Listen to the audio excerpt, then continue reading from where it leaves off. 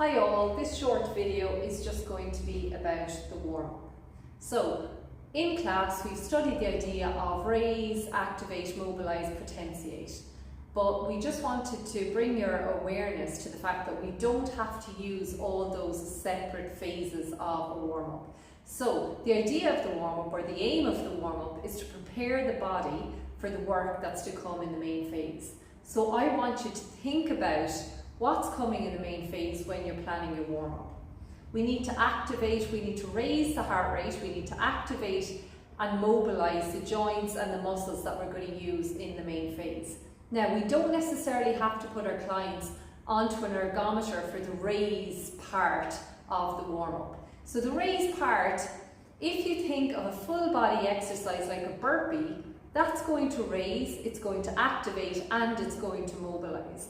So we can be clever in our choice of exercises that we use in our warm-up, which will negate us having to use an ergometer for a specific amount of time to raise the heart rate.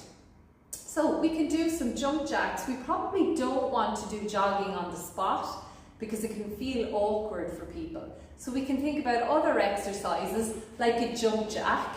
We could use strides, we can use lots of different exercises. Again, if you think about a burpee, it's going to help to raise that heart rate because we're shunting the blood, because we're going from the floor to upright to the floor to upright.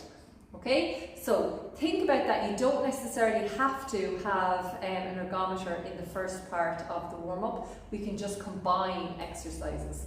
Now, the other thing we want you to think about this week is when you're doing exercises in the warm-up, the purpose of these exercises are to mobilise the joints and to activate the muscles. So if I'm doing shoulder circles like this, am I activating and mobilising the shoulder joint and the muscles of the shoulder? No, I need to be using a full range of motion, and I need to be bringing activation to the muscles of the shoulder to kind of wake them up and engage them and prepare them for the exercise that's to come. Okay, so you need to think about when your client is doing an exercise in the warm-up, what is the purpose of that exercise and are they achieving that purpose? So another example we could use are leg swings. So if somebody is just using gravity to swing the leg, how effective is that exercise? Okay, probably not very.